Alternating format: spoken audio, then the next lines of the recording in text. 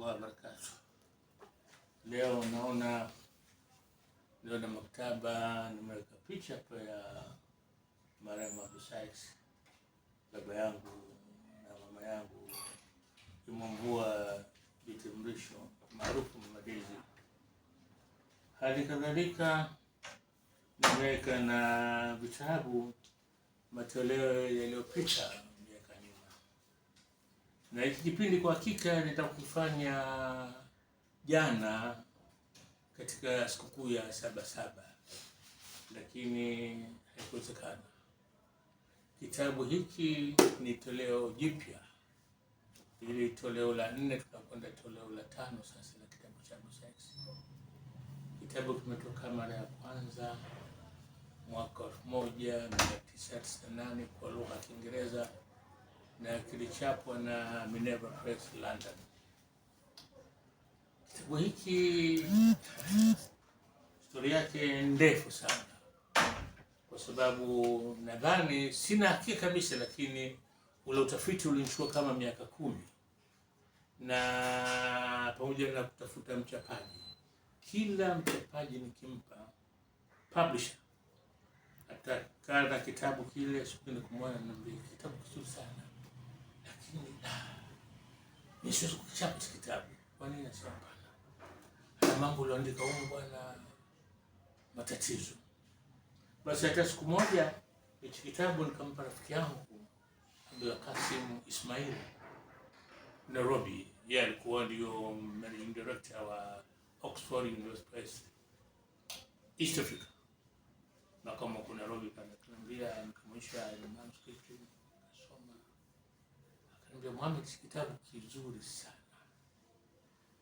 lakini mimi kukichapa sintoweza, lakini nitakuonyesha watu, nitakujulisha kwa watu London pale wacho kitabu kwa vyovyote kile watakichapa. Na hakika kikachapwa, kikatoka. Nakumbuka ilikuwa ni miezi ya mwisho na kwenda Disemba 1998, na gazeti la The East African wakakifanya serialization, wakatoa matoleo 3, na gazeti lilipofika Tanzania kwa hakika kitabu kilitimua vumbi, kwa sababu watu walikuwa hawajaona historia ile ambayo ni tofauti na historia ambayo watu wamezoea. Na nakumbuka ilikuwa likija gazeti lile The East African, nakuja kaida, wanakuja Jumamosi mpaka fika Jumapili, ukifika saa 4 utagazeti mshakusha, watu watakusoma zile series. Na nimeweka picha ya Hablu. Hii picha ilinipa Christ mwanae, ambaye baadaye alikuwa mmea hapa. Akaambia, Mohamed, chukua hii picha. Na kwa kweli sikupata kuitundika, sikupata mapazuma kuitundika, lakini leo kwa kuna kipindi hiki nilikuwa nichukua hapa. Sasa nikuonyesheni vitabu. Tukafanya vile vile tafsiri ya kitabu kwa Kiswahili, kwa sababu kitabu cha Kiingereza si watu wengi wanasoma. Na ndio unaona hiki kitabu walichapa Foreign Publishers Nairobi. Unaona kimechoka, ni miaka mingi, kitabu kina miaka 28 sasa. Alafu 2014 na Kiingereza na Kiswahili kikatoka, tukatoa nakala hizi, kitabu hiki, na vyote vitabu vikae vinakwisha na kwa out of printing, na bidi tuchape. Na sasa ndio tumechapa hiki, ndio kimekuja leo, nimekipata kwa maktaba na nimeona kidogo nieleze kuhusu kitabu. Historia ya Abdul Sykes nimeeleza sana kiasi watu wengi wanasema, Mohamed, una obsession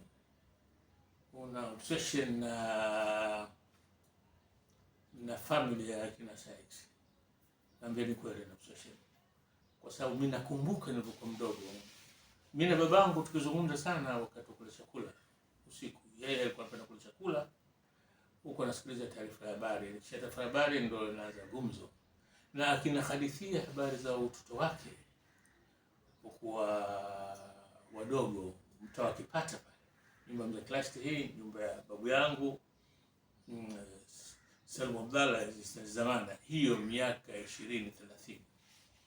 Basi baba anahadithia zile, anasema hawa kina sasa Wazulu hawa.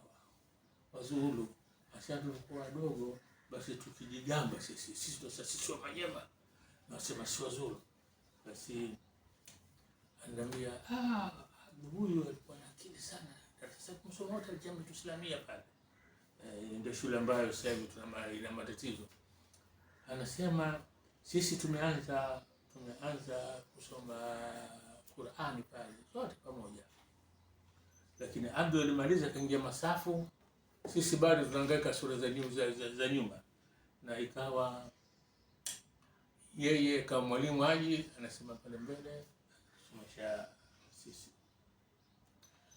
Lakini kilipotoka kitabu cha kwanza, bahati mbaya sina cho hapa, nimekitazama kitabu hapa, ile nakala iliyochapwa Uingereza, lakini nitaweka picha utaiona. Mimi nilikwenda kwa Madezi ndio kumpelekea nakala. Wakati huo alikuwa amehama Temeke, anakaa hapa Al-Hassan Mwinyi Road. Nyumba yake ilikuwa inatazamana na Helen Club. Tumekaa kwenye veranda yake. Mama Dezi akinitazama mimi anamkumbuka marehemu mamangu Bibaya binti Muhammad, na alikuwa mashoga. Na kuna kitu kilimshtua sana. Alikuja kujua kama mimi mtu mbaya baadaye sana. Yake inaona mimi mtoto wa rafiki yake mwanae Omari na Clasti, hakujua kama mimi ni mtoto wa shoga yake.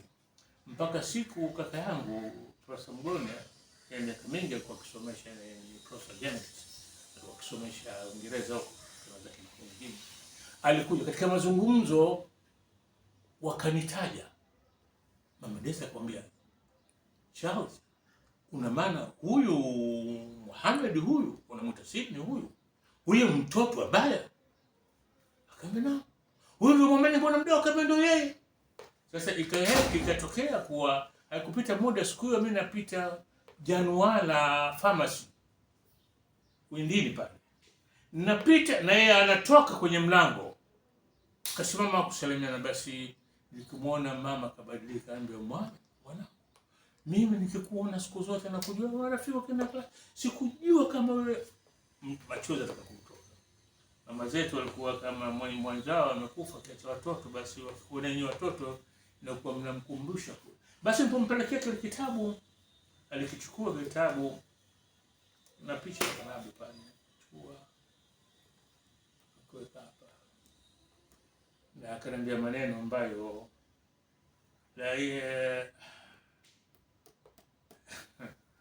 akisema, Muhammad, nataka nikwambie kitu kimoja. Mwenyezi Mungu ndio anapanga ufalme. Anasema nafasi ya rais wa nchi hii ilikuwa nafasi ile ya Chief David Kidaha Makwaya. Anasema wakati bwana Abdu Hamza Mapachu na wenzake wanahangaika katika miaka 50 kutaka kuunda chama cha TANU, yeye fikra yake ilikuwa TANU iundwe, basi kiongozi awe Chief Kidaha. Ilikuwa kila Chief Kidaha akija kuhudhuria, alikuwa wakati huo yeye member legislative baraza la kutunga sheria la Uingereza. Ilikuwa kila akija Dar es Salaam, basi kuna siku maalum tamani atamwalika nyumbani kwa ajili ya chakula cha jioni. Basi mimi namsikia bwana Abdu anamwambia, David, hebu achana bwana na Uingereza bwana. Njoo huku bwana, sisi tunakuchagua na kuwa rais wa TAA, president wa TAA. Mwaka unafuatia siku chama cha TANU. Tunalea huru nchi yetu. Lakini kisha sekeleza mara nyingi, sio sinaja kurudia tena. Lakini hili halikuwezekana. Ndio sasa na hadithi tena Mama Deza ananiambia, ndio asema bako tukaondoka hapa. Wakati huo alitokea matatizo chama, Governor Twining akawatoa viongozi wote walokubwa katika watano, Chief nani Kiaruzi, Dr. Kiaruzi akamtoa akampeleka Kingolwira, Nzega, Hamza Mwapachu akampeleka Ukerewe na sio. Anasema tukafunga safari hapa, tunakwenda Lansio kwa Hamza Mwapachu, na akanipa kisa, akasema katika ile meli tulopanda Mwanza kuja Ukerewe na Lansio, ndani yake alikuwepo Chief Michael Lugazia, kutoka kijana anatoka shule ya Makerere. Basi Hamza Mwapachu alikuwa kaandaa sherehe pale bandarini, kaleta ngoma za kienyeji zinapigwa kumpokea nani wakati wa Abdulsalam kwa president wa taa na active secretary kuja kumpokea. Nikumbuzi anashangaa, yeye chifu mzima pale hajapata hata siku moja kuwekiwa ngoma kumpokea. Basi Mama Deza na hadithi nyingi za kunahadithia, akanambia, akanipa kisa kingine tena mchu kwake, anambia unajua mwanangu Mohamed, yuko siku sisi tulipata taharuki kubwa. Sema zamani walikuwa tano wakitaka kufanya retreat, wataka kurudi kufanya jambo lao, wataka pale pa utulivu wazungumze, walikuwa nakuja hapo bwana pale nyumbani kwao mtaa wa Sikukuu na Grey.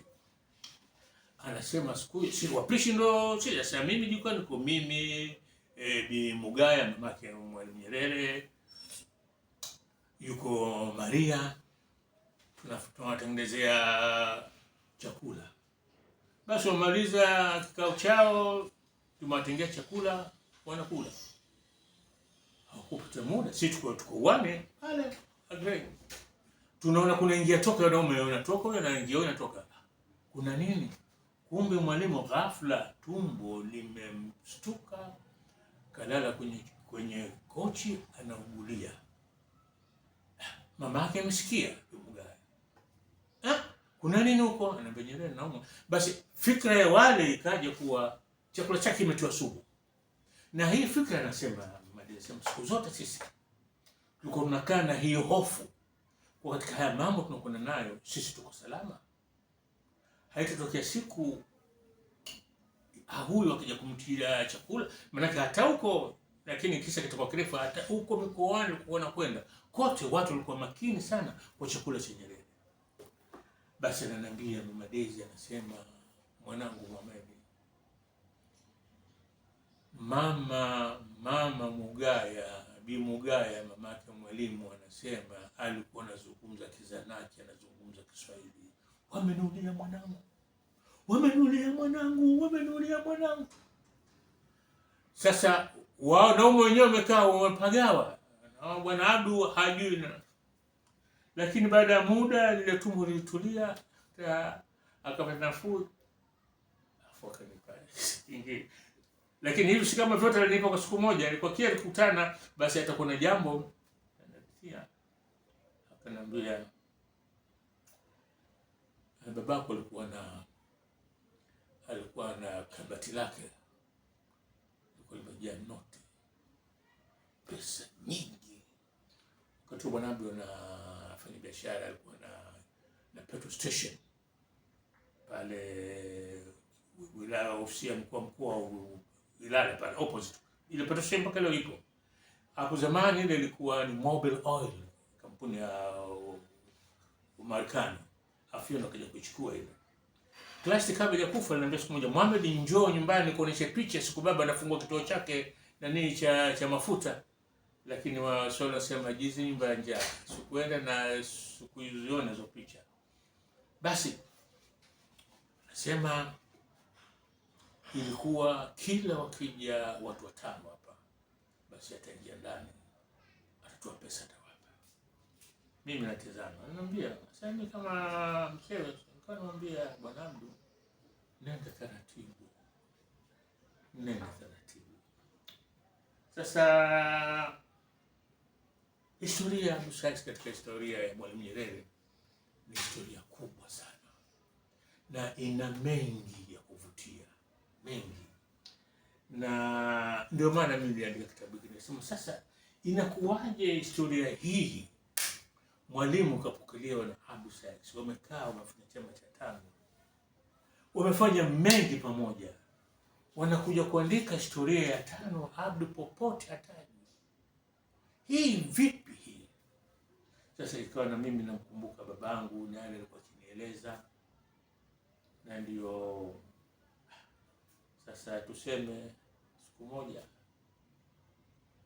Bwana Ali akanita ofisini kwake, na alikuwa kisa kingine, tutakesha hapa. Nikamwambia baba, mimi naweza kuandika historia hii. Akasema mimi nilikuwa nafikiria kuleta utafiti. Kama unaweza kuandika. Ndio akaniambia, unaona pale? Anaonyesha kidole, mimi natazama na uone ukuta tu. Akaniambia pale kuna sefu pale. Mimi nina faili zote. Na mpaka Jumatano ikiwa funguo sintaiona, Mohamed mimi navunja, utafundi tunavunja ile sefu, tutatoa faili nitakupa.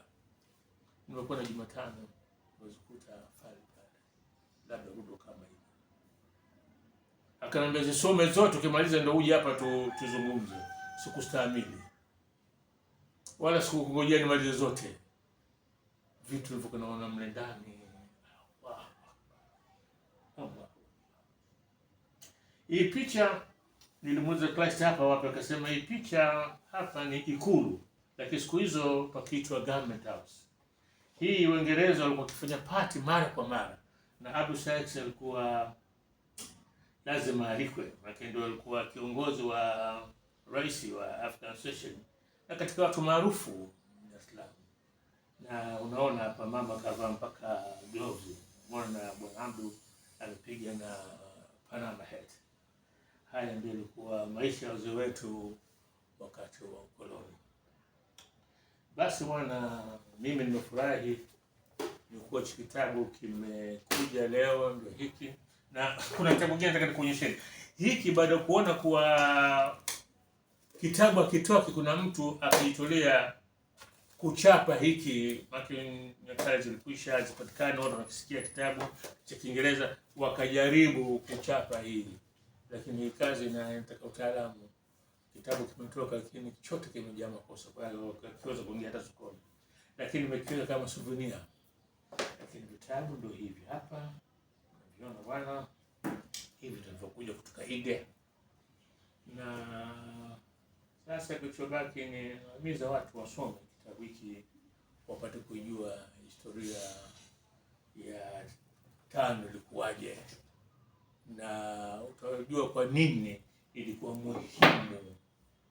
muhimu historia hii ya Abdu Sayyaf lazima ihifadhiwe.